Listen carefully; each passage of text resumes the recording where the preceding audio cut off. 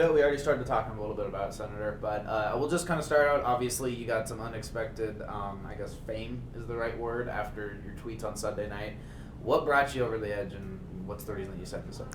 Oh, the shootings, the mass shootings this last weekend pulled me over the edge, and my son and I started working on a Twitter and a Facebook message Sunday after the shootings.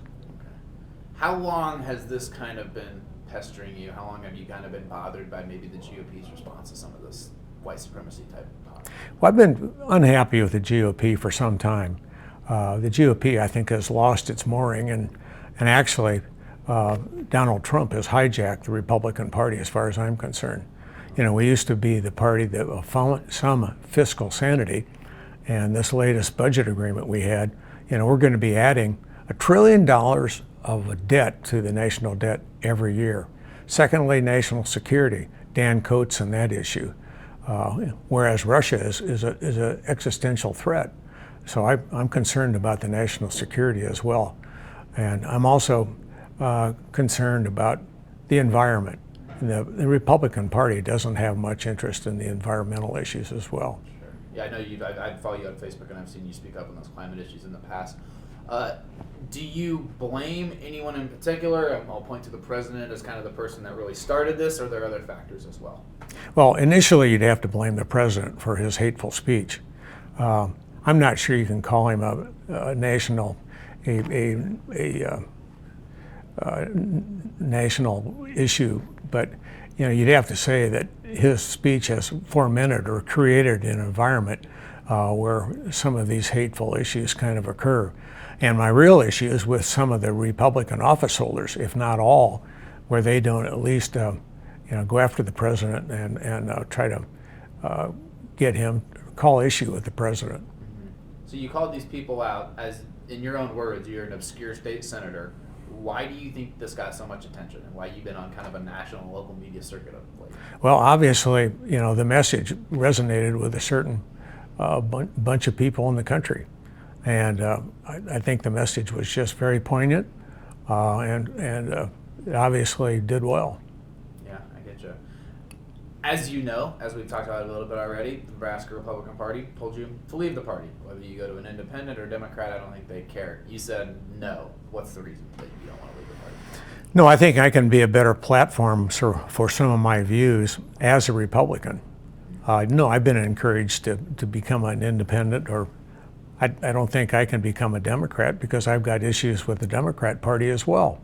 But no, I think I'm going to stay in the Republican Party, and maybe at some point we can get together and talk about how to make the Republican Party better. How close were you to thinking about switching to independent? Were you that close? Not close at all. Has the governor or anybody else within, like a politician, contacted you late? Nope. This? No. No, you know, all the messages have been email or newspaper or things like that. So nobody has called me. I've gotten lots of support though. Yeah. More than 1,000 emails, and like we were talking before, 95% are in support. So no, I'm happy with the message, and not sorry at all that we made that message. You mentioned that obviously you're not going to leave the Republican Party because you still consider yourself one. You've also, I know in your past tweets on social media, have mentioned that your father was very much a Republican and even was one of the first to call for President Nixon to leave office. So I guess with this ingrained sense of being a Republican in you, what does it mean these days to be a Republican? What does it mean for you? Well, I think you need to quit worrying about being a Republican or a Democrat and just do the right thing. If people were to do that, I think the country would be way better off. You know, everything has become so toxic, so polarized. And as I would go door to door, as I did in the last two elections, I don't find people clear off to the left and right. You know, I find them kind of in the middle with varying degrees. And I think people more greatly value an independent thinker that tries to think through the issues and then express them well. Sure. That being said, what do you think the Republican Party should stand for, in your opinion? Well, just like we talked about earlier, some fiscal insanity that they currently are now. I think we need to do something about the budget. We need to do something about Social Security to make it sustainable. I think we need to do the very same thing with Medicare, because both those funds are going broke. So we need to deal with some of those big issues, and both parties have refused to deal with it, and I criticize both parties for that. With some of those fiscal issues, when did you start to see those problems start to persist within the Republican Party? Has that been recent, or has that been more long-running as well?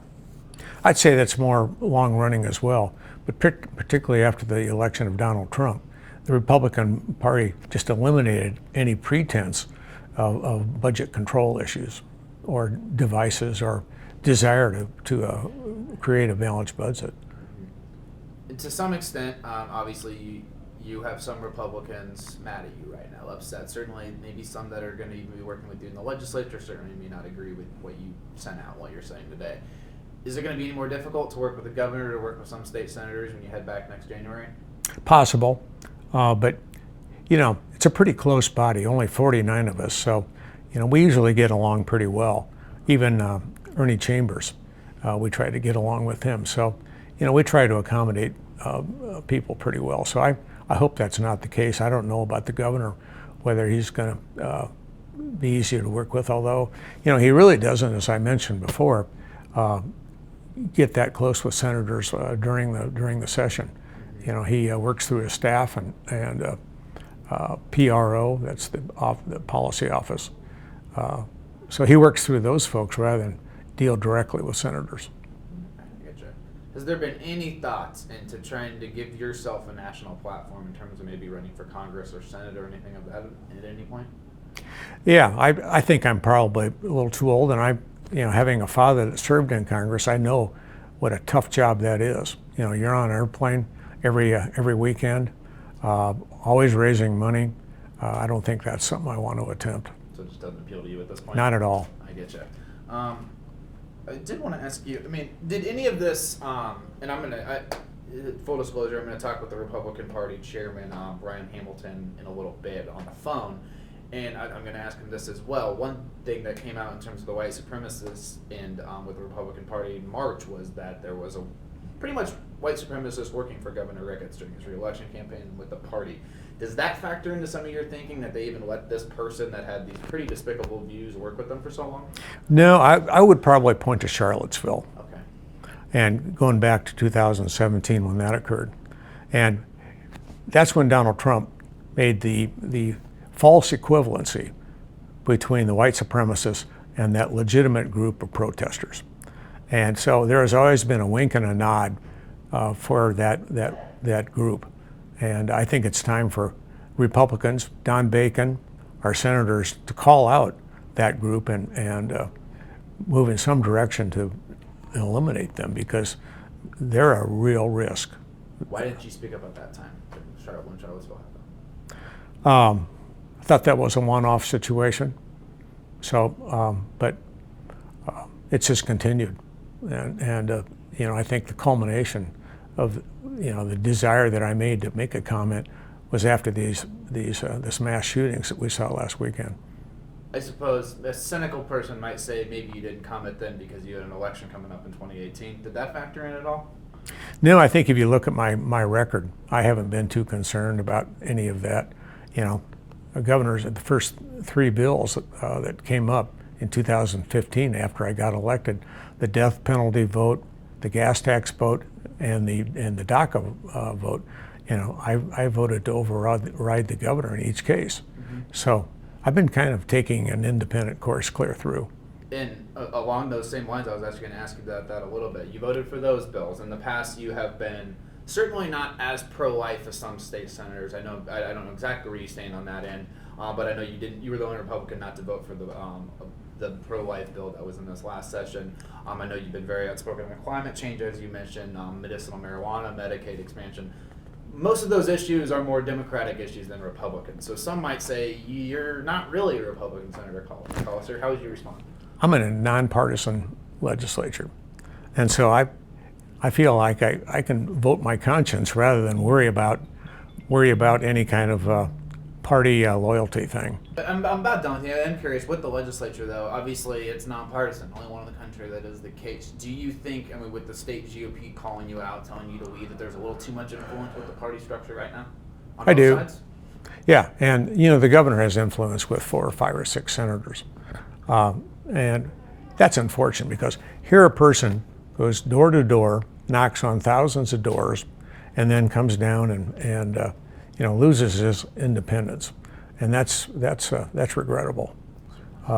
So, no, I think you need to not worry about the politics. Just do the right thing, and the politics will take care of themselves. Gotcha. To finish things up, I kind of want to go to kind of the call to action. What should happen? So we'll start with the legislature, kind of with what we were saying. With obviously a little too much power, maybe with the governor's office, with the party structure. How do you change that? I think the voters have to do that. They have to make certain that candidates understand, or they tell candidates, vote from your heart, vote from your head, but don't let any outside group control your votes. So I think that's the thing they need to look at, those people that might be independent in the legislature. And that comes down to the voters. The other thing I'd tell folks is, if you agree with me that it's time for our office holders, our Republican office holders, to put a message out to the president to tone down his speech, his hateful speech, those emails, those Twitters. He's just got to tone that down. What do you fear? Say that doesn't happen, and say maybe even gets worse. What do you fear happens in the long run? That the Republican Party becomes a legit white supremacy party?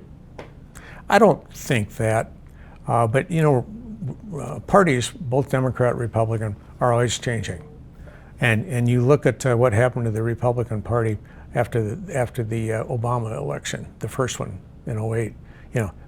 They went through and analyzed who their electorate was, who their supporters were, and that's the problem with the Republican Party. The demographics are not working for the Republican Party, because you look at the average age of the Republican in this country, and it's people like me. Now, whereas people your age, John, they have a different view of things. And certainly the Democratic side is more diverse, and the country is getting more diverse, and that's working against the Republicans. So in that way, the Republican Party needs to be more inclusive, and that's been hard for them to do. So going to how we change that, you hit on it a little bit already, but you want people like Congressman Bacon, Congressman Fortenberry, Congressman Smith, maybe some of the senators to speak up? Yeah, they need to be more forceful when bad things occur in the executive branch, not just from the president, from some of the cabinet officers. They need to be more forceful. These detention camps, they should have been out there and calling out ICE and everybody else for those inhumane conditions that they've been putting people through. So it's, those kinds of things, they just need to be a little more active and a little more vocal. Is there anybody within Congress, executive branch, that has done a good job, in your opinion, that has spoken up? Well, Dan Coates, I thought, was doing a good job as national security officer. And I thought he was good, but of course he was dismissed. So, those folks that I thought were good cabinet officers have been dismissed. The energy secretary, and they have a short tenure with President Trump. Do you worry, so this is completely hypothetical, Congressman Bacon speaks up and says something similar to what you told us today, that he would get a similar treatment from the Republican Party? I doubt it. He's got somebody running against him on the right. So I think if he were to lean left, or that'd be perceived as weakness, and I doubt that would be in his political best interest. So a lot of it, in your opinion, is just people being political? Yeah, and so I just need to see what happens in 2020. If some of these issues that I've raised become manifest, we'll see that in the election results. Say it gets worse. At some point, could you see yourself leaving the party if it just becomes something that you don't know anymore that you're not familiar with? I'll never say never, Sure. but I just don't see it at this time. Stay connected at 3newsnow.com.